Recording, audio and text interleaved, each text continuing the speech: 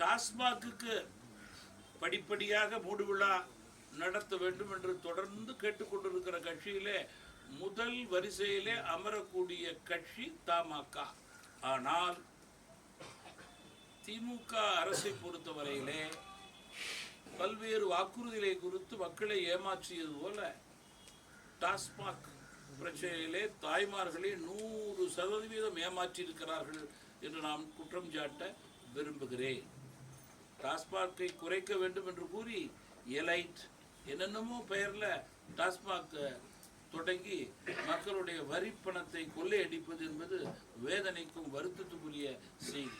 1000 ரூபாயை பெண்களிடம் கொடுத்து அதிலே 999 ரூபாயை ஆண்கள் வாங்கி கொண்டு தவறான பழக்கத்துக்கு அடிமையாகிறது என்பது தமிழகத்திலே சரளமாக இருக்கிறது என்பதற்கு எடுத்துக்காட்டு.